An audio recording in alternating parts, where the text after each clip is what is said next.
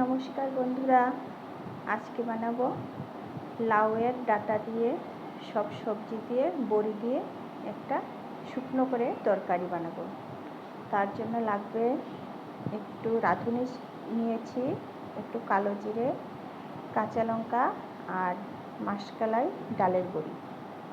এখন কড়াইয়ের মধ্যে তেল দিয়ে দেব। তেল দিয়ে তারপর বড়িগুলো আগে থেকে ভেজে উঠিয়ে রাখবো। একটু ভাজা ভাজা করে নিই, তারপর এখন উঠিয়ে রাখবো। এখন এই তেলের মধ্যেই দিয়ে দিলাম কালো জিরে আর রাঁধুনি ফোড়ন দিয়ে দিলাম, তার সঙ্গে কাঁচা লঙ্কাও দিয়ে দিলাম।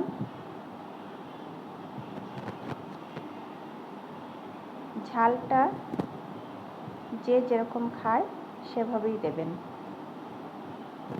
এখন কেটে রাখা সবজিগুলো দিয়ে দেব। তার মধ্যে আছে লাউয়ের ডাঁটা, মিষ্টি কুমড়, ঝিঙে, আলু, এগুলি দিয়ে বানাবো। আপনি গাজর থাকলে গাজরও দিতে পারেন।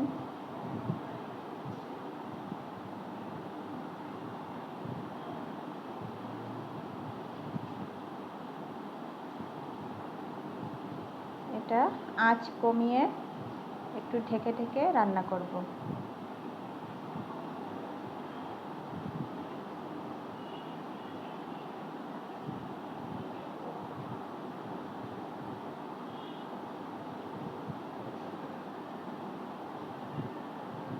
একটু নুন দিয়ে দিলাম। নুন দিয়ে একটু সময় ঢাকা দিয়ে রাখবো।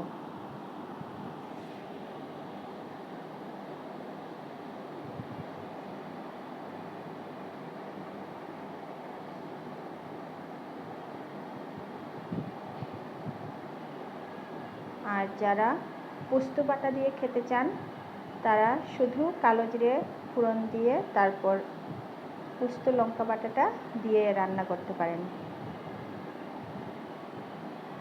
এখন ঢাকনাটা সরিয়ে দিচ্ছি।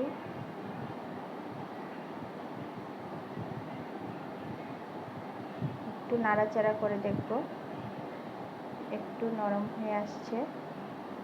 এখন তার মধ্যে একটু হলুদ গুঁড়ো দিয়ে দেব।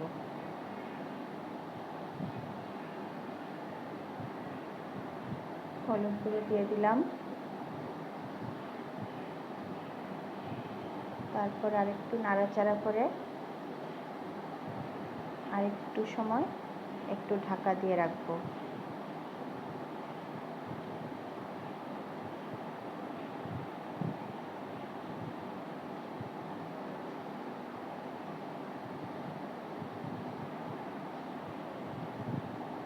আপনারা যারা নতুন এই ভিডিওটি দেখছেন তারা প্লিজ সাবস্ক্রাইব করে নেবেন।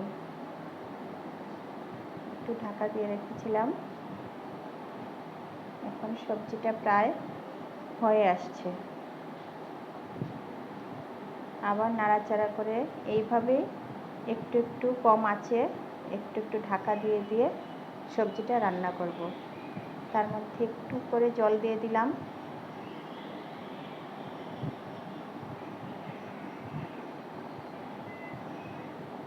এখন আবার একটু সময় ঢাকা দিয়ে রাখবো।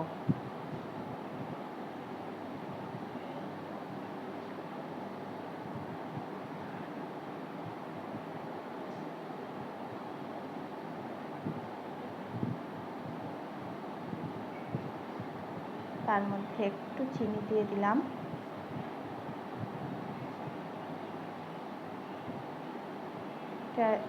সবজিটার মধ্যে একটু নুন, চিনি আর একটু ঝালটা একটু ভালো করে দিয়ে দেবেন। একটু টেস্ট করে দেখে নেবেন। তার মধ্যে একটু চালের গুঁড়ো দিয়ে দিতে পারেন। আর আমি একটু আটা দিয়ে দিয়েছি, কেননা জিনিসটা মাখো মাখো হবে।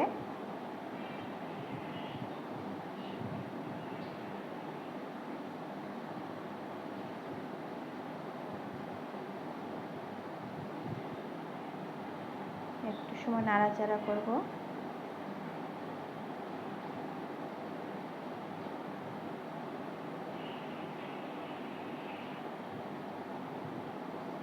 আবার একটু সময় ঢাকা দিয়ে রাখব। এখন ভেজে রাখা বড়িগুলো গুঁড়ো গুঁড়ো করে নিয়েছি, করে এই সবজিটার মধ্যে দিয়ে দিয়েছি।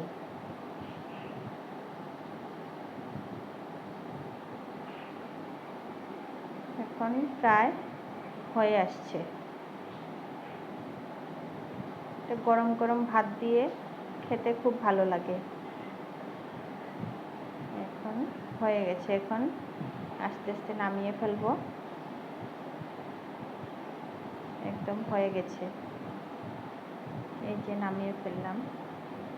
তো আপনাদের কীরকম লেগেছে একটু কমেন্টে জানাবেন প্লিজ। এই ভিডিওটি দেখার জন্য আপনাদের সবাইকে অসংখ্য ধন্যবাদ। সবাই ভালো থাকবেন, সুস্থ